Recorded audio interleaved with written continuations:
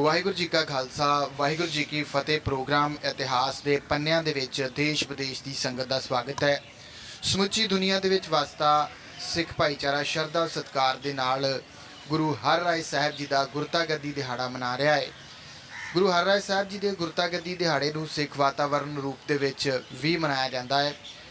ਸੋ ਇਸੇ ਦਿਹਾੜੇ ਦੇ ਉੱਤੇ ਅੱਜ ਅਸੀਂ ਗੁਰੂ ਹਰਿਰਾਏ ਸਾਹਿਬ ਜੀ ਦੇ ਜੀਵਨ ਦੇ ਉੱਤੇ ਗੱਲਬਾਤ ਕਰਾਂਗੇ ਤੇ ਸਮੁੱਚੀ ਗੱਲਬਾਤ ਦੇ ਵਿੱਚ ਦੇਸ਼ ਵਿਦੇਸ਼ ਦੀਆਂ ਸੰਗਤਾਂ ਦੇ ਨਾਲ ਵਿਚਾਰਾਂ ਦੀ ਸਾਂਝ ਪਾਉਣਗੇ ਪ੍ਰੋਫੈਸਰ ਰਵਿੰਦਰ ਸਿੰਘ।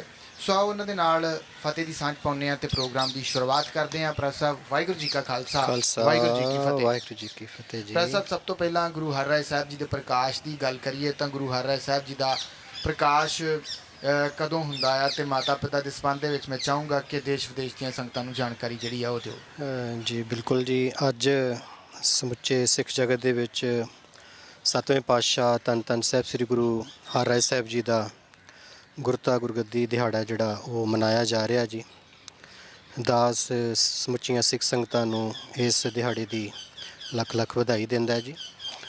ਗੁਰੂ ਹਰਿਰਾਏ ਸਾਹਿਬ ਜੀ ਦਾ ਜਿਹੜਾ ਪ੍ਰਕਾਸ਼ ਹੈ ਜੀ ਉਹ ਗੁਰੂ ਹਰਗੋਬਿੰਦ ਸਾਹਿਬ ਜੀ ਦੇ ਸਪੁੱਤਰ ਬਾਬਾ ਗੁਰਦਿੱਤਾ ਜੀ ਦੇ ਘਰ ਮਾਤਾ ਨਿਹਾਲ ਕੌਰ ਦੀ ਕੁੱਖੋਂ ਇਹਨਾਂ ਦਾ ਜਨਮ ਜਿਹੜਾ ਹੈਗਾ ਜੀ ਉਹ 30 ਜਨਵਰੀ 1630 ਨੂੰ ਸ੍ਰੀ ਕਰਤਾਰਪੁਰ ਸਾਹਿਬ ਵਿਖੇ ਸ੍ਰੀ ਕੀਰਤਪੁਰ ਸਾਹਿਬ ਵਿਖੇ ਜ਼ਿਲ੍ਹਾ ਰੋਪੜ ਦੇ ਵਿੱਚ ਹੁੰਦਾ ਹੈ ਜੀ। ਔਰ ਗੁਰੂ ਹਰਗੋਬਿੰਦ ਸਾਹਿਬ ਜੀ ਜਿਹੜੇ ਹੈਗੇ ਨੇ ਉਹ ਇਹਨਾਂ ਦੇ ਰਿਸ਼ਤੇ ਦੇ ਵਿੱਚ ਦਾਦਾ ਜੀ ਲੱਗਦੇ ਸਨ ਜੀ ਜੀ। ਪ੍ਰੋਫੈਸਰ ਸਾਹਿਬ ਗੁਰਤਾ ਗੱਦੀ ਦਿਹਾੜਾ ਮਨਾਇਆ ਜਾ ਰਿਹਾ ਹੈ। ਸਿੱਖ ਧਰਮ ਦੇ ਅੰਦਰ ਗੁਰਤਾ ਗੱਦੀ ਦਾ ਕੀ ਮਹੱਤਵ ਹੈ ਤੇ ਜੇਕਰ ਗੱਲ ਕਰੀਏ ਗੁਰੂ ਸਾਹਿਬ ਦੀ ਤਾਂ ਆਪਣਾ ਗੱਦੀ ਨਸ਼ੀਨ ਜਿਹੜਾ ਆ ਉਸ ਨੂੰ ਕਿਵੇਂ ਗੁਰੂ ਸਾਹਿਬ ਦੁਆਰਾ ਜਿਹੜਾ ਉਹ ਚੁਣਿਆ ਜਾਂਦਾ ਸੀਗਾ? ਜੀ ਬਿਲਕੁਲ ਬਹੁਤ ਹੀ ਮਹੱਤਵਪੂਰਨ ਸਵਾਲ ਹੈ ਜਿਹੜਾ ਜੀ।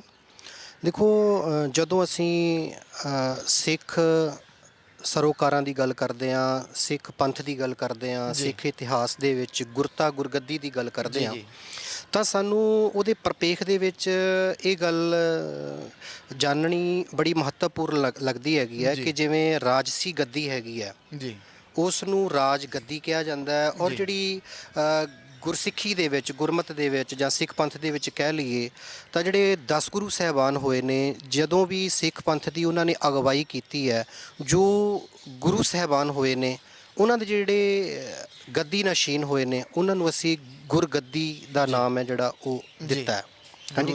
ਗੁਰੂ ਦੀ ਗੱਦੀ। ਹੁਣ ਗੁਰੂ ਨਾਨਕ ਦੇਵ ਜੀ ਮਹਾਰਾਜ ਪ੍ਰਥਮ ਗੁਰੂ ਹੋਏ ਨੇ ਜਿਨ੍ਹਾਂ ਨੂੰ ਸਿੱਖ ਪੰਥ ਦੇ ਵਿੱਚ ਆਦਿ ਗੁਰੂ ਵੀ ਕਿਹਾ ਜਾਂਦਾ। ਉਹਨਾਂ ਨੇ ਸਿੱਖ ਪੰਥ ਦਾ ਜਿਹੜਾ ਹੈਗਾ ਬੁਨਿਆਦ ਰੱਖੀ ਜਾਂ ਨੀਂਹ ਰੱਖੀ, ਕਹਿ ਲਈਏ ਵੀ ਸਿੱਖ ਪੰਥ ਦੇ ਮੋਢੀ ਹੈਗੇ ਨੇ ਜਿਹੜੇ ਗੁਰੂ ਨਾਨਕ ਪਾਤਸ਼ਾਹ ਜੀ ਨੂੰ ਮੰਨਿਆ ਜਾਂਦਾ।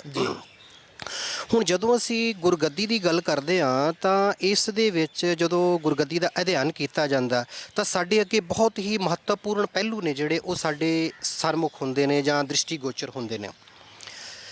ਜਿਹੜੀ ਸਿੱਖ ਪੰਥ ਦੇ ਵਿੱਚ ਗੁਰਗੱਦੀ ਹੈ ਜਿਹੜੀ ਜੀ ਉਹ ਬਹੁਤ ਮਾਇਨੇ ਰੱਖਦੀ ਹੈ ਕਿਉਂਕਿ ਇੱਥੇ ਇਹ ਕੋਈ ਹਕੀਕੀ ਹੱਕ ਨਹੀਂ ਸੀ ਜੀ ਜਾਂ ਕੋਈ ਨਿੱਜੀ ਵਾਰਸ ਦੇ ਹੱਕ ਦੀ ਗੱਲ ਨਹੀਂ ਹੈ। ਜਿਵੇਂ ਰਾਜਿਆਂ ਦੀ ਰਾਜਗੱਦੀ ਹੈ ਜਿਹੜੀ ਰਾਜਗੱਦੀ ਬਿਲਕੁਲ ਮਿਲਦੀ ਹੈ। ਜਿਵੇਂ ਹੁਣ ਰਾਜਗੱਦੀ ਹੈਗੀ ਆ ਉਹ ਉਹਨਾਂ ਦੇ ਜਿਹੜਾ ਵੱਡਾ ਪੁੱਤਰ ਹੁੰਦਾ ਸੀ ਉਸ ਦੇ ਵੱਡੇ ਪੁੱਤਰ ਨੂੰ ਹੀ ਜਿਹੜੀ ਗੱਦੀ ਹੈ ਗੱਦੀ ਨਸ਼ੀਨੀ ਹੈ ਜਿਹੜੀ ਉਹ ਕੀਤੀ ਜਾਂਦੀ ਸੀ। ਪਰ ਇੱਥੇ ਜਦੋਂ ਅਸੀਂ ਇਸ ਪੱਖ ਨੂੰ ਵੇਖਦੇ ਹਾਂ ਤਾਂ ਗੁਰੂ ਨਾਨਕ ਪਾਤਸ਼ਾਹ ਜੀ ਦੇ ਸਨਮੁਖ ਜਦੋਂ ਭਾਈ ਲਹਿਣਾ ਜੀ ਆ ਕੇ ਸੇਵਾ ਕਰਦੇ ਨੇ ਤਾਂ ਉਹਨਾਂ ਨੇ ਨਿਰਸਵਾਰਥ ਸੇਵਾ ਕੀਤੀ ਹੈ ਤੇ ਉਹ ਗੁਰਗੱਦੀ ਨੂੰ ਪ੍ਰਾਪਤ ਹੋਏ। ਜੀ ਜੀ। ਇੱਥੇ ਗੁਰੂ ਨਾਨਕ ਪਾਤਸ਼ਾਹ ਜੀ ਨੇ ਆਪਣੇ ਪੁੱਤਰਾਂ ਨੂੰ ਗੁਰਗੱਦੀ ਨਹੀਂ ਦਿੱਤੀ ਹੈਗੀ ਹੈ ਜੀ। ਇਸੇ ਤਰ੍ਹਾਂ ਦੇ ਨਾਲ ਜਦੋਂ ਭਾਈ ਲਹਿਣਾ ਜੀ ਗੁਰਗੱਦੀ ਤੇ ਬਿਰਾਜਮਾਨ ਹੋ ਕੇ ਗੁਰੂ ਅੰਗਦ ਦੇਵ ਜੀ ਬਣਦੇ ਨੇ ਤਾਂ ਉੱਥੇ ਉਹਨਾਂ ਦੇ ਕੋਲ ਉਹਨਾਂ ਦੇ ਪੁੱਤਰ ਵੀ ਨੇ ਜੀ, ਹੋਰ ਸਿੱਖ ਵੀ ਹੈਗੇ ਨੇ, ਪਰ ਉੱਥੇ ਇੱਕ ਬਜ਼ੁਰਗ ਬਾਬਾ ਅਮਰਦਾਸ ਜੀ ਆ ਕੇ ਸੇਵਾ ਕਰਦੇ ਨੇ ਜਦ ਕਿ ਉਹ ਕੁੜਮ ਨੇ ਗੁਰੂ ਅੰਗਦ ਦੇਵ ਜੀ ਮਹਾਰਾਜ ਜੀ ਦੇ। ਉੱਥੇ ਆ ਕੇ ਉਹ ਨਿਰਸਵਾਰਥ ਸੇਵਾ ਕਰਦੇ ਨੇ ਤੇ ਸੇਵਾ ਕਰਦਿਆਂ ਐਸੀ ਉਹਨਾਂ ਨੇ ਘਾਲ ਕਮਾਈ ਕੀਤੀ ਤੇ ਉਹ ਵੀ ਗੁਰਤਾ ਗੁਰਗੱਦੀ ਨੂੰ ਪ੍ਰਾਪਤ ਹੋਏ। ਬਿਲਕੁਲ। ਗੱਲ ਕੀ ਹੈ ਕਿ ਇੱਕ ਮੁਸਲਮਾਨ ਲਿਖਾਰੀ ਹੋਇਆ ਜੀ ਮੁਹਸਨ ਫਾਨੀ ਜੀ, ਉਹ ਲਿਖਦਾ ਹੈ ਕਿ ਜਿਹੜਾ ਗੁਰੂ ਹੈ ਉਹ ਸਰੀਰ ਨਹੀਂ ਜੀ, ਗੁਰੂ ਜੋਤ ਹੈ। ਜਦੋਂ ਅਸੀਂ ਗੁਰਬਾਣੀ ਦੇ ਸੰਦਰਭ ਦੇ ਵਿੱਚ ਦੇਖਦੇ ਹਾਂ ਤੇ ਗੁਰਬਾਣੀ ਵੀ ਕਹਿੰਦੀ ਹੈ ਜੋਤ ਓਹਾ ਜੁਗਤ ਸਾਇਸ ਹੈ ਕਾਇਆ ਫੇਰ ਪਲਟਿਆ ਜੀ। ਇਸ ਤਰ੍ਹਾਂ ਦੇ ਨਾਲ ਜਿਹੜੀ ਗੁਰਗੱਦੀ ਹੈਗੀ ਹੈ ਉਹ ਗੁਰੂ ਕਾਲ ਦੇ ਵਿੱਚ ਜਦੋਂ ਅਸੀਂ ਦੇਖਦੇ ਹਾਂ ਉਹ ਪੁੱਤਰਾਂ ਨੂੰ ਨਾ ਮਿਲ ਕੇ ਉਹ ਜਿਹੜਾ ਇਹਦਾ ਅਸਲ ਹੱਕਦਾਰ ਸੀ ਉਹਨਾਂ ਨੂੰ ਪ੍ਰਾਪਤ ਹੋਈ। ਜੀ ਜੀ ਇਸੇ ਤਰ੍ਹਾਂ ਦੇ ਨਾਲ ਜਿਵੇਂ ਗੁਰੂ ਅਮਰਦਾਸ ਜੀ ਮਹਾਰਾਜ ਜੀ ਉੱਥੇ ਸੇਵਾ ਕਰਦੇ ਪਏ ਨੇ ਤੇ ਉਹਨਾਂ ਨੇ ਕੀ ਕੀਤਾ ਕਿ ਗੁਰੂ ਨੂੰ ਇੱਕ ਗੁਰੂ ਦੀ ਦ੍ਰਿਸ਼ਟੀ ਦੇ ਨਾਲ ਦੇਖਿਆ, ਜੀ ਇੱਕ ਸੰਸਾਰੀ ਰਿਸ਼ਤੇ ਦੇ ਨਾਲ ਨਹੀਂ ਦੇਖਿਆ। ਬਿਲਕੁਲ ਬਿਲਕੁਲ। ਇੱਥੇ ਜਦੋਂ ਗੁਰਗੱਦੀ ਦੀ ਗੱਲ ਕਰਦੇ ਹਾਂ ਤੇ ਇੱਥੇ ਸੰਸਾਰੀ ਰਿਸ਼ਤੇ ਖਤਮ ਹੋ ਜਾਂਦੇ ਨੇ। ਜੀ ਜਿਵੇਂ ਗੁਰੂ ਅੰਗਦ ਦੇਵ ਜੀ ਦੀ ਸੇਵਾ ਗੁਰੂ ਅਮਰਦਾਸ ਜੀ ਨੇ ਕੀਤੀ ਤੇ ਗੁਰੂ ਅਮਰਦਾਸ ਜੀ ਉੱਥੇ ਉਹ ਦ੍ਰਿਸ਼ਟੀ ਨਾਲ ਸੇਵਾ ਨਹੀਂ ਕਰਦੇ ਕਿ ਮੇਰੇ ਕੁੜਮ ਨੇ, ਜੀ ਜੀ ਜੀ, ਉਹ ਇੱਕ ਸੇਵਾਦਾਰ ਦੇ ਤੌਰ ਦੇ ਉੱਤੇ ਸੇਵਾ ਕਰਦੇ ਨੇ। ਜੀ।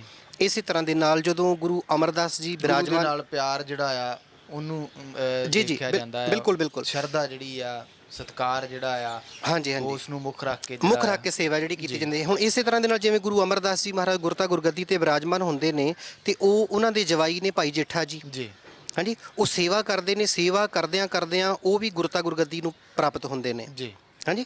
ਤੇ ਇਸੇ ਤਰ੍ਹਾਂ ਦੇ ਨਾਲ ਭਾਈ ਜੇਠਾ ਜੀ ਨੇ ਆਪਣੇ ਜਿਹੜੇ ਸਹੁਰਾ ਸਾਹਿਬ ਸੀਗੇ ਗੁਰੂ ਅਮਰਦਾਸ ਜੀ, ਉਹਨਾਂ ਨੂੰ ਗੁਰੂ ਕਰਕੇ ਸੇਵਾ ਕੀਤੀ। ਜੀ ਅੱਜ ਦੇ ਪਰਿਪੇਖ ਦੇ ਵਿੱਚ ਜਦੋਂ ਅਸੀਂ ਗੱਲ ਕਰਦੇ ਹਾਂ ਤੇ ਗੁਰੂ ਅਸਥਾਨਾਂ ਦੇ ਵਿੱਚ ਜਾਂ ਜਿਸ ਬੰਦੇ ਦੀ ਕੋਈ ਗੁਰੂ ਘਰ ਦੇ ਵਿੱਚ ਕੋਈ ਪ੍ਰਧਾਨ ਵੀ ਹੋਵੇ ਜਾਂ ਕੋਈ ਸਕੱਤਰ ਵੀ ਹੋਵੇ ਨਾ ਜੀ, ਅਸੀਂ ਬੜਾ ਮਾਣ ਕਰਦੇ ਹਾਂ ਕਿ ਫਲਾਣਾ ਬੰਦਾ ਜੀ ਸਾਡਾ ਪ੍ਰਧਾਨ ਹੈ ਜੀ। ਉਹਨਾਂ ਦੀ ਮਤਲਬ ਜਿਹੜੀ ਜੀਵਨ ਸ਼ੈਲੀ ਬਦਲ ਜਾਂਦੀ ਹੈ। ਬਿਲਕੁਲ ਬਿਲਕੁਲ। ਪਰ ਉਹਨਾਂ ਨੇ ਸਿੱਖੀ ਕਮਾਈ ਸੇਵਾਦਾਰ ਬਣ ਕੇ, ਜੀ ਹਾਂਜੀ।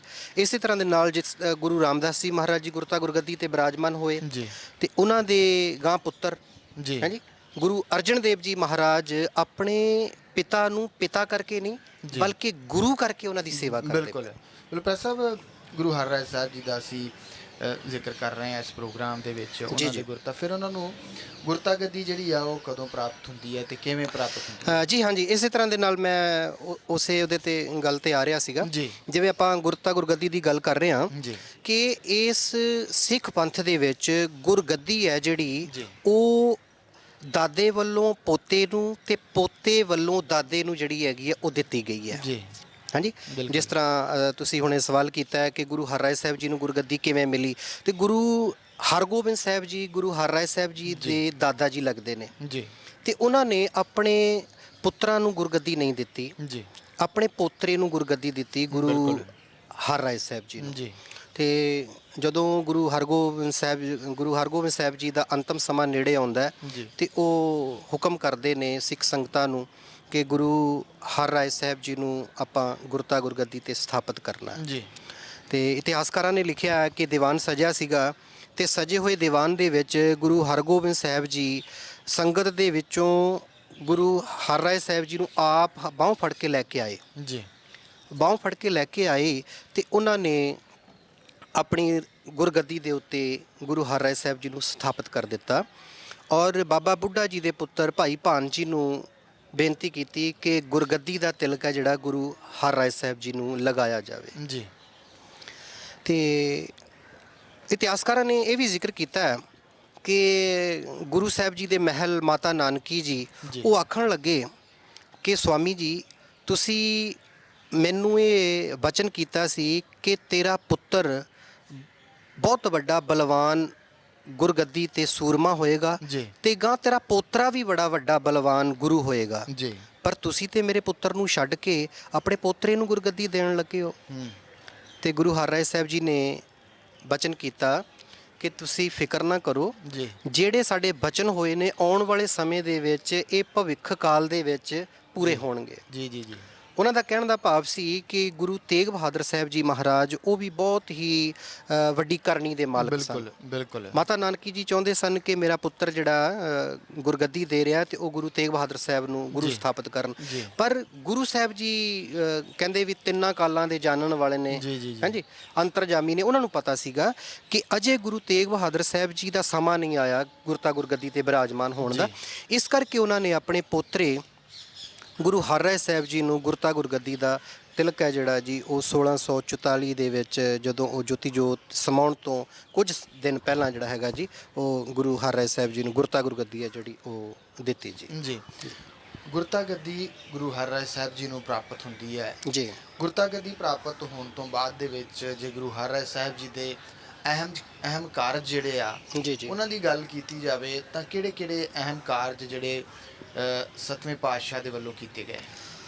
ਜੀ ਬਿਲਕੁਲ ਦੇਖੋ, ਜਿਵੇਂ ਆਪਾਂ ਗੱਲ ਕਰ ਰਹੇ ਸੀਗੇ ਕਿ ਜਿਹੜਾ ਗੁਰਮਤ ਦਾ ਪ੍ਰਚਾਰ ਹੈ ਗੁਰੂ ਨਾਨਕ ਸਾਹਿਬ ਜੀ ਤੋਂ ਲੈ ਕੇ ਦਸਾਂ ਹੀ ਗੁਰੂ ਸਾਹਿਬਾਨਾਂ ਤੱਕ ਹੁੰਦਾ ਰਿਹਾ। ਜੀ ਜਦੋਂ ਸੱਤਵੇਂ ਪਾਤਸ਼ਾਹ ਜੀ ਦਾ ਸਮਾਂ ਆਇਆ ਤੇ ਉਹਨਾਂ ਨੇ ਵੀ ਜੋ ਗੁਰੂ ਨਾਨਕ ਦੇ ਘਰ ਦਾ ਜੋ ਸੰਦੇਸ਼ ਸੀਗਾ ਉਹਨੂੰ ਪਹੁੰਚਾਉਣ ਦੇ ਲਈ ਉਹਨਾਂ ਨੇ ਨਿਰਸਵਾਰਥ ਔਰ ਬਹੁਤ ਹੀ ਵੱਡੇ ਯਤਨ ਜਿਹੜੇ ਹੈਗੇ ਨੇ ਉਹ ਕੀਤੇ ਨੇ। ਜੀ ਕਿਉਂਕਿ ਗੁਰੂ ਕਾਲ ਦੇ ਵਿੱਚ ਇਹ ਪਰੰਪਰਾ ਰਹੀ ਹੈ, ਜਿਹੜਾ ਵੀ ਗੁਰੂ ਸਾਹਿਬਾਨ ਗੁਰਤਾ ਗੁਰਗੱਦੀ ਤੇ ਸਥਾਪਿਤ ਹੁੰਦਾ ਰਿਹਾ, ਬਿਰਾਜਮਾਨ ਹੁੰਦੇ ਰਹੇ ਨੇ, ਉਹਨਾਂ ਦਾ ਉਹ ਨਿੱਜੀ ਫਰਜ਼ ਬਣ ਜਾਂਦਾ ਸੀਗਾ ਕਿ ਗੁਰੂ ਨਾਨਕ ਦੇ ਫਲਸਫਿਆਂ ਨੂੰ ਔਰ ਗੁਰਮਤ ਵਿਚਾਰਧਾਰਾ ਨੂੰ ਪੂਰੀ ਲੁਕਾਈ ਦੇ ਵਿੱਚ ਪ੍ਰਚਾਰਿਆ ਜਾਵੇ। ਜੀ ਸੋ ਇਸੇ ਤਰ੍ਹਾਂ ਦੇ ਨਾਲ ਗੁਰੂ ਹਰਗੋਬਿੰਦ ਸਾਹਿਬ ਜੀ ਨੇ ਸਭ ਤੋਂ ਪਹਿਲਾਂ ਜਿਹੜੀਆਂ ਹੈਗੀਆਂ ਪ੍ਰਚਾਰ ਯਾਤਰਾਵਾਂ ਨੇ ਜਿਹੜੀਆਂ ਉਹ ਆਰੰਭ ਕੀਤੀਆਂ। ਬਿਲਕੁਲ। ਹਾਂਜੀ, ਔਰ ਇੱਕ ਹੋਰ ਗੱਲ ਜਿਹੜੀ ਮੈਂ ਕਰਨੀ ਚਾਹੁੰਦਾ ਕਿ ਉਹਨਾਂ ਨੇ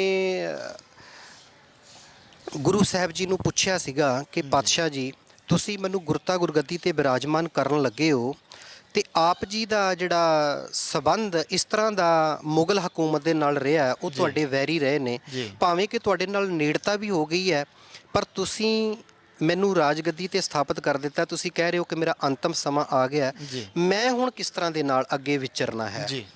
ਤੇ ਗੁਰੂ ਸਾਹਿਬ ਜੀ ਨੇ ਉਹਨਾਂ ਨੂੰ ਇਹ ਹੁਕਮ ਕੀਤਾ ਸੀ ਕਿ ਤੁਸੀਂ ਨਿਰਭਉ ਤੇ ਨਿਰਵੈਰ ਹੋ ਕੇ ਵਿਚਰਨਾ। ਬਿਲਕੁਲ।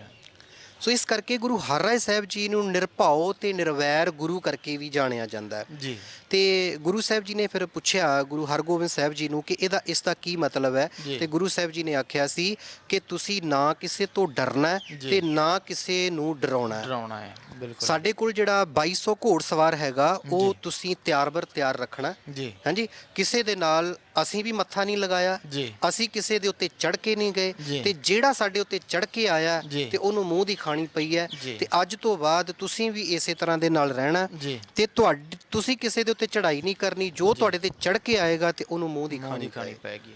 ਹਾਂਜੀ, ਇਸ ਤਰ੍ਹਾਂ ਦੇ ਨਾਲ ਉਹਨਾਂ ਨੇ ਤਿਆਰ ਬਰ ਤਿਆਰ ਸੈਨਾ ਵੀ ਰੱਖੀ, ਨਾਲ ਦੀ ਨਾਲ ਉਹਨਾਂ ਨੇ ਦਵਾਖਾਨਾ ਵੀ ਖੋਲ੍ਹਿਆ, ਬਾਗ ਵੀ ਲਗਵਾਏ, ਖੂਹ ਵੀ ਲਗਵਾਏ, ਔਰ ਉਹਨਾਂ ਨੇ ਸ੍ਰੀ ਕੀਰਤਪੁਰ ਸਾਹਿਬ ਵਿਖੇ ਇੱਕ 9 ਲੱਖਾ ਬਾਗ ਵੀ ਲਗਵਾਇਆ, ਔਰ ਤਰ੍ਹਾਂ ਤਰ੍ਹਾਂ ਦੇ ਪਸ਼ੂ ਪੰਛੀ ਜਿਹੜੇ ਹੈਗੇ ਨੇ ਉੱਥੇ ਰੱਖੇ, ਚਿੜੀਆ ਘਰ ਜਿਹੜਾ ਉੱਥੇ ਉਹ ਵੀ ਉਹਨਾਂ ਨੇ ਤਿਆਰ ਕੀਤਾ। ਔਰ ਕੁਦਰਤ ਦੇ ਨਾਲ ਉਹਨਾਂ ਦਾ ਪ੍ਰੇਮ ਅਸੀਂ ਇਤਿਹਾਸ ਦੇ ਵਿੱਚ ਪੜ੍ਹਦੇ ਪਏ ਹਾਂ। ਇਹੀ ਮੈਂ ਜ਼ਿਕਰ ਪ੍ਰਸਵ ਕਰਨ ਲੱਗਾ ਸੀਗਾ ਕਿ ਇਤਿਹਾਸ ਦੇ ਵਿੱਚ ਜ਼ਿਕਰ ਮਿਲਦਾ ਹੈ ਕਿ ਗੁਰੂ ਹਰਿਰਾਏ ਸਾਹਿਬ ਜਿਹੜੇ ਆ ਉਹਨਾਂ ਨੂੰ ਕੁਦਰਤ ਦੇ ਨਾਲ ਬੜਾ ਸਨੇਹ ਸੀਗਾ, ਬੜਾ ਪ੍ਰੇਮ ਸੀਗਾ, ਤਾਂ ਹੀ ਉਹਨਾਂ ਦੇ ਗੁਰਤਾ ਗੱਦੀ ਦਿਹਾੜੇ ਨੂੰ ਵੀ ਵਾਤਾਵਰਨ ਦਿਵਸ ਦੇ ਰੂਪ ਦੇ ਵਿੱਚ ਵੀ ਮਨਾਇਆ ਜਾਂਦਾ ਹੈ। ਜੀ ਕੁਦਰਤ ਨਾਲ ਪ੍ਰੇਮ ਦੀ ਗੱਲ ਕਰੀਏ ਤਾਂ ਜਿਵੇਂ ਤੁਸੀਂ ਜ਼ਿਕਰ ਕੀਤਾ ਕਿ ਉਹਨਾਂ ਨੇ ਬਾਗ ਲਗਵਾਏ, ਉਹ ਕਿੰਨੇ ਬਾਗ ਉਹਨਾਂ ਨੇ ਲਗਵਾਏ, ਤੇ ਦਵਾਖਾਨੇ ਦੀ ਜੇਕਰ ਗੱਲ ਕਰੀਏ ਤਾਂ ਕਿਵੇਂ ਦਾ ਦਵਾਖਾਨਾ ਸੀ?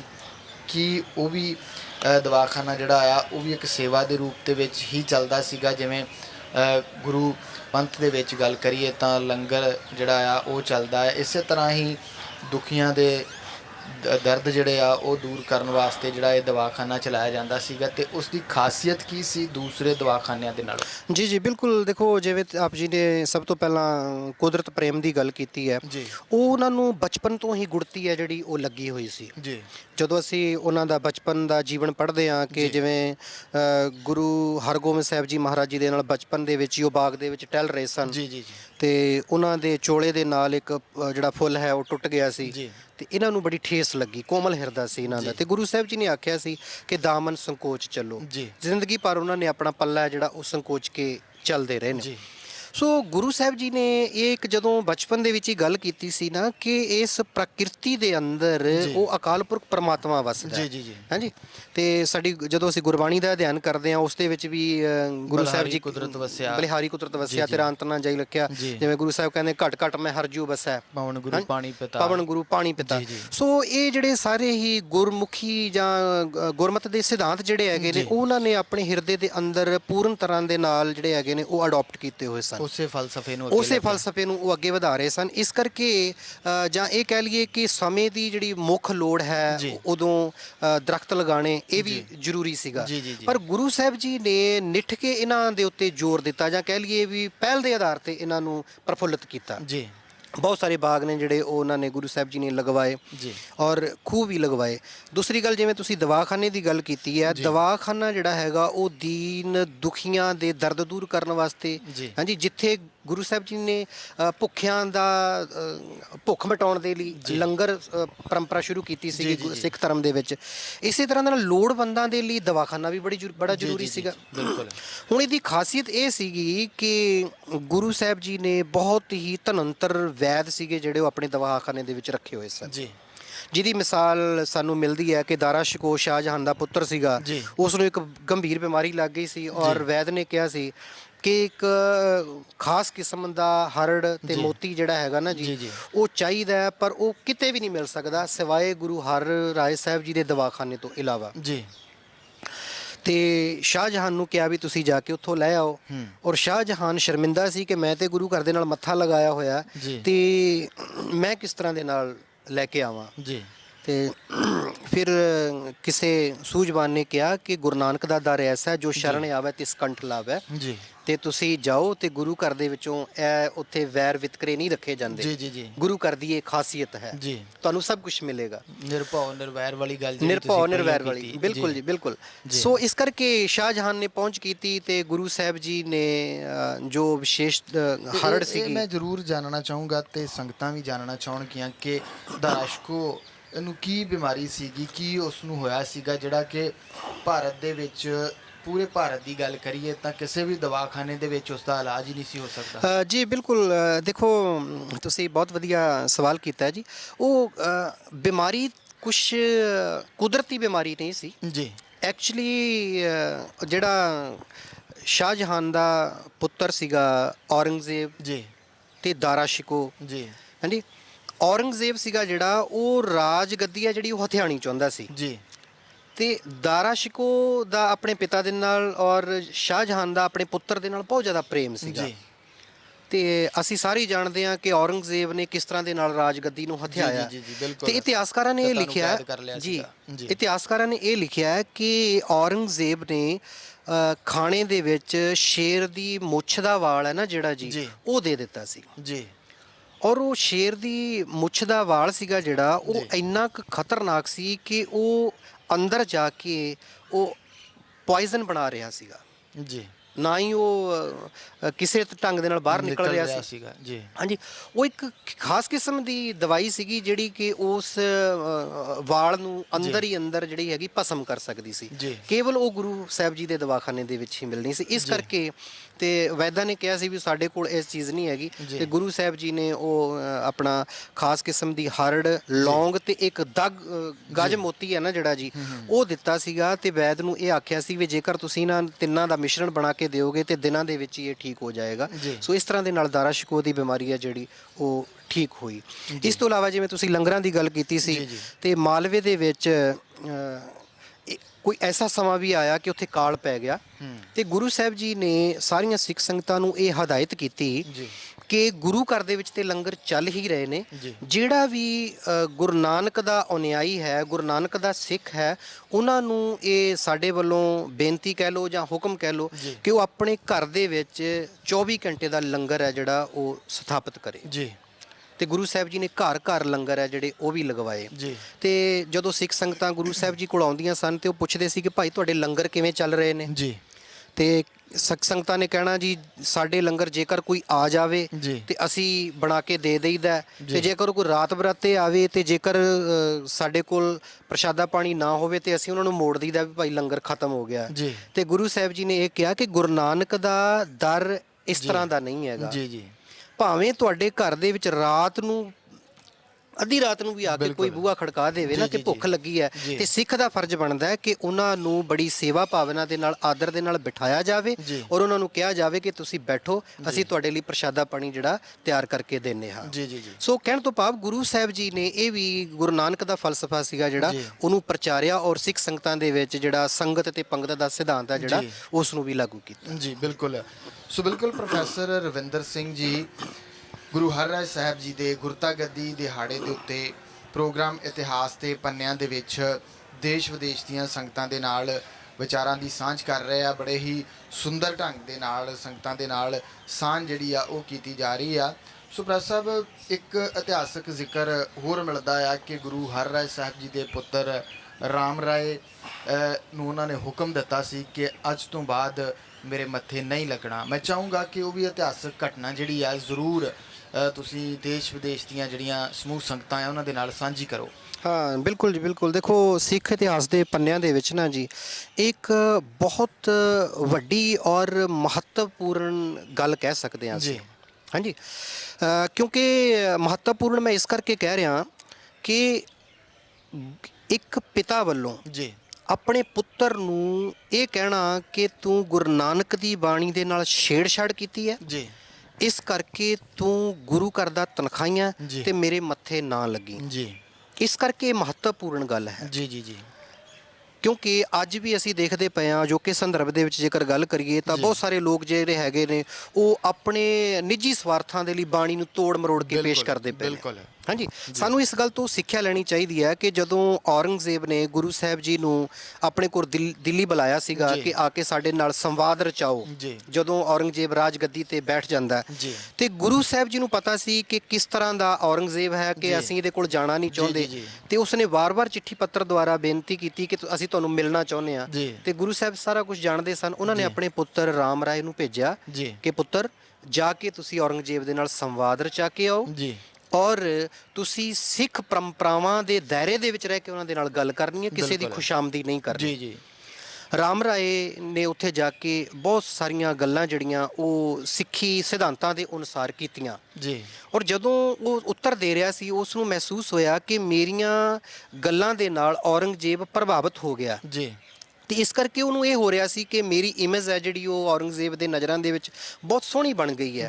ਤੇ ਉਹਨੇ ਆਖਰੀ ਸਵਾਲ ਇਹ ਕੀਤਾ ਕਿ ਮੈਨੂੰ ਪਤਾ ਲੱਗਾ ਹੈ ਕਿ ਤੁਹਾਡੇ ਗ੍ਰੰਥ ਦੇ ਵਿੱਚ ਇਸਲਾਮ ਦੇ ਖਿਲਾਫ ਲਿਖਿਆ ਹੋਇਆ ਜੀ। ਤੇ ਇੱਥੇ ਰਾਮ ਰਾਏ ਥਿੜਕ ਗਿਆ ਜੀ। ਉਸਨੇ ਸੋਚਿਆ ਕਿ ਜੇਕਰ ਮੈਂ ਇਸ ਗੱਲ ਦਾ ਜਵਾਬ ਗੁਰਸਿੱਖੀ ਸਿਧਾਂਤਾਂ ਦੇ ਅਨੁਸਾਰ ਜਾਂ ਜੋ ਸਹੀ ਉੱਤਰ ਦੇ ਦਿੱਤਾ ਤੇ ਮੇਰੇ ਪਿੱਛੇ ਦਿੱਤੇ ਹੋਏ ਸਵਾਲਾਂ ਦੇ ਉੱਤਰ ਜਿਹੜੇ ਹੈਗੇ ਨੇ ਉਹ ਮਿੱਟੀ ਹੋ ਜਾਣੇ ਨੇ। ਕਿਉਂ ਨਾ ਹੁਣ ਮੈਂ ਆਪਣੀ ਜਿਹੜੀ ਹੈਗੀ ਆ ਉਹ ਮਹਿਮਾ ਬਟੋਰ ਲਵਾਂ। ਤੇ ਉਸਨੇ ਕਿਹਾ ਨਹੀਂ ਜੀ, ਤੁਹਾਨੂੰ ਕਿਸੇ ਨੇ ਗਲਤ ਦੱਸਿਆ, ਉੱਥੇ ਮਿੱਟੀ ਮੁਸਲਮਾਨ ਕੀ ਨਹੀਂ ਹੈ, ਉੱਥੇ ਮਿੱਟੀ ਬੇਈਮਾਨ ਕੀ ਹੈ ਜੀ। ਤੇ ਉੱਥੇ ਜਦੋਂ ਮੁਸਲਮਾਨ ਕੀ ਪੜੇ ਪਈ ਕਮਿਆਰ, ਮਿੱਟੀ ਮੁਸਲਮਾਨ ਕੀ ਪੇੜਾ ਪਈ ਕੁਮਿਆਰ, ਘੜ ਭਾਂਡੇ ਟਾਕੀਆ ਜਲਦੀ ਕਰੇ ਪੁਕਾਰ। ਹਾਂਜੀ, ਉੱਥੇ ਗੁਰੂ ਸਾਹਿਬ ਜੀ ਨੇ, ਗੁਰੂ ਨਾਨਕ ਪਾਤਸ਼ਾਹ ਜੀ ਨੇ ਇੱਥੇ ਜਿਹੜੀ ਹੈਗੀ ਇਸਲਾਮਕ ਜਿਹੜੀਆਂ ਅੰਤਮ ਰਸਮਾਂ ਦੀ ਜਿਹੜੀ ਹੈਗੀ ਆ ਪਰੰਪਰਾ ਜਿਹੜੀਆਂ ਸੀਗੀਆਂ ਉਹਨਾਂ ਦੀ ਇੱਕ ਨਿਖੇਧੀ ਕੀਤੀ ਸੀਗੀ ਕਿ ਸਰੀਰ ਨੂੰ ਭਾਵੇਂ ਸਾੜ ਦਿੱਤਾ ਜਾਵੇ, ਦਫਨਾ ਦਿੱਤਾ ਜਾਵੇ, ਇਹਦੇ ਵਿੱਚ ਕੋਈ ਗੱਲ ਮਾਇਨੇ ਨਹੀਂ ਰੱਖਦੀ। ਜਦੋਂ ਸਰੀਰ ਮਰ ਗਿਆ ਤੇ ਉਹ ਮਿੱਟੀ ਦੀ ਢੇਰੀ ਹੈ ਜੀ। ਹਾਂਜੀ, ਉਸ ਗੱਲ ਦਾ ਇੱਕ ਉਹਨਾਂ ਨੇ ਇੱਕ ਜ਼ਿਕਰ ਕੀਤਾ ਸੀ। ਉੱਥੇ ਉਹਨਾਂ ਨੇ ਮਿੱਟੀ ਬੇਈਮਾਨ ਕੀ ਕਹਿ ਦਿੱਤੀ। ਔਰ ਉੱਥੇ ਸੰਵਾਦ ਦੌਰਾਨ ਦਿੱਲੀ ਦੀ ਸਿੱਖ ਸੰਗਤ ਜਿਹੜੀ ਹੈਗੀ ਆ ਉਹ ਮੌਜੂਦ ਸੀਗੀ। ਉਹਨਾਂ ਨੇ ਗੁਰੂ ਸਾਹਿਬ ਜੀ ਕੋਲ ਖਬਰ ਪਹੁੰਚਾਈ ਕਿ ਤੁਹਾਡੇ ਪੁੱਤਰ ਨੇ ਇਸ ਤਰ੍ਹਾਂ ਦੇ ਨਾਲ ਸਿੱਖੀ ਸਿਧਾਂਤਾਂ ਦੇ ਅਨੁਸਾਰ ਨਾਲ ਛੇੜਛਾੜ ਕੀਤੀ ਹੈ। ਤੇ ਗੁਰੂ ਸਾਹਿਬ ਜੀ ਨੇ ਲੱਗਦੇ ਹਾਥੀ ਇਹ ਸੁਨੇਹਾ ਪਹੁੰਚਾ ਦਿੱਤਾ ਸੀ ਤੇ ਤੂੰ ਗੁਰੂ ਘਰ ਦਾ ਤਨਖਾਹੀਆਂ ਤੇ ਗੁਰੂ ਘਰ ਦੀ ਤੂੰ ਗੁਰੂ ਨਾਨਕ ਸਾਹਿਬ ਜੀ ਦੀ ਬਾਣੀ ਦੇ ਨਾਲ ਛੇੜਛਾੜ ਕੀਤੀ ਹੈ, ਇਸ ਕਰਕੇ ਜਿੱਧਰ ਨੂੰ ਤੇਰਾ ਮੂੰਹ ਹੈ ਉਸੇ ਰੁਖ ਚਲੇ ਜਾ ਤੇ ਮੇਰੇ ਆ ਕੇ ਮੱਥੇ ਨਾ ਲੱਗੇ ਜੀ। ਸੋ ਇਹ ਘਟਨਾ ਜਿਹੜੀ ਬਹੁਤ ਅਹਿਮ ਹੈ ਤੇ ਸਾਨੂੰ ਸਾਰੀ ਇੱਕ ਗੁਰਸਿੱਖ ਹੋਣ ਦੇ ਨਾਤੇ ਸਾਨੂੰ ਇਸ ਗੱਲ ਤੋਂ ਸੇਧ ਲੈਣੀ ਚਾਹੀਦੀ ਹੈ ਕਿ ਗੁਰਬਾਣੀ ਦੇ ਨਾਲ ਸਾਨੂੰ ਛੇੜਛਾੜ ਨਹੀਂ ਕਰਨੀ ਚਾਹੀਦੀ ਔਰ ਇਹਨੂੰ ਤੋੜ ਮਰੋੜ ਕੇ ਆਪਣੇ ਨਿੱਜੀ ਹਿੱਤਾਂ ਦੇ ਲਈ ਸਾਨੂੰ ਪੇਸ਼ ਨਹੀਂ ਕਰਨਾ ਚਾਹੀਦਾ ਜੀ। ਬਿਲਕੁਲ ਸੁਪ੍ਰਕਾਸ਼ ਸਾਹਿਬ, ਤੁਹਾਡਾ ਬਹੁਤ ਬਹੁਤ ਧੰਨਵਾਦ। ਪ੍ਰੋਗਰਾਮ ਇਤਿਹਾਸ ਦੇ ਪੰਨਿਆਂ ਦੇ ਵਿੱਚ ਪ੍ਰੋਫੈਸਰ ਰਵਿੰਦਰ ਸਿੰਘ ਜੀ ਗੱਲਬਾਤ ਕਰ ਰਹੇ ਸਨ ਗੁਰੂ ਹਰਿਰਾਏ ਸਾਹਿਬ ਜੀ ਦੇ ਗੁਰਤਾ ਗੱਦੀ ਦਿਹਾੜੇ ਦੇ ਉੱਤੇ। ਸੋ ਸਮੁੱਚੀ ਗੱਲਬਾਤ ਜਿਹੜੀ ਆ ਉਹਨਾਂ ਨੇ ਸੰਗਤਾਂ ਦੇ ਨਾਲ ਸਾਂਝ ਪਾਈ ਆ। ਸੋ ਅਸੀਂ ਸਮੁੱਚੇ ਪ੍ਰੋਗਰਾਮ ਦੇ ਵਿੱਚ ਇਹ ਸੁਣਿਆ ਕਿ ਗੁਰੂ ਹਰਿਰਾਏ ਸਾਹਿਬ ਜਿਹੜੇ ਉਹਨਾਂ ਦਾ ਕੁਦਰਤ ਦੇ ਨਾਲ ਕਿੰਨਾ ਪਿਆਰ ਪ੍ਰੇਮ ਸਨੇਹ ਸੀਗਾ।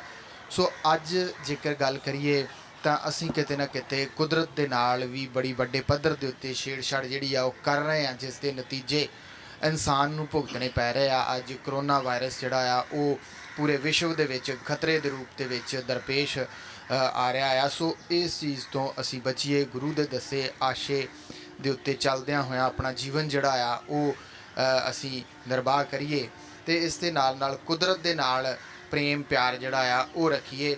ਸੋ ਅਸੀਂ ਇਹੀ ਕਹਾਂਗੇ ਕਿ ਤੁਸੀਂ ਇਸ ਵਾਇਰਸ ਤੋਂ ਜਿਹੜਾ ਉਹ ਬਚੋ, ਅਹਿਤਿਆਤ ਜਿਹੜਾ ਆ ਉਹ ਰੱਖੋ, ਪਰਹੇਜ਼ ਜਿਹੜਾ ਆ ਉਹ ਰੱਖੋ, ਘਰ ਤੋਂ ਬਾਹਰ ਜਿਹੜਾ ਨਾ ਨਿਕਲੋ। ਖਾਸ ਤੌਰ ਦੇ ਉੱਤੇ ਜਿਹੜੇ ਬਜ਼ੁਰਗ ਆ ਉਹ ਇਸ ਵਾਇਰਸ ਦੀ ਜਕੜ ਦੇ ਵਿੱਚ ਬਹੁਤ ਜਲਦੀ ਆ ਰਹੇ ਆ, ਉਹਨਾਂ ਨੂੰ ਵੀ ਅਸੀਂ ਇਹੀ ਬੇਨਤੀ ਕਰਾਂਗੇ ਕਿ ਤੁਸੀਂ ਵੀ ਆਪਣੇ ਘਰਾਂ ਦੇ ਅੰਦਰ ਹੀ ਰਹੋ ਕੋਈ ਦੇਰ। ਜਦੋਂ ਇਸ ਦਾ ਪ੍ਰਕੋਪ ਜਿਹੜਾ ਹੈ ਉਹ ਘਟੇਗਾ, ਉਸ ਤੋਂ ਬਾਅਦ ਦੇ ਵਿੱਚ ਤੁਸੀਂ ਕਿਤੇ ਆ ਜਾ ਸਕਦੇ ਹੋ।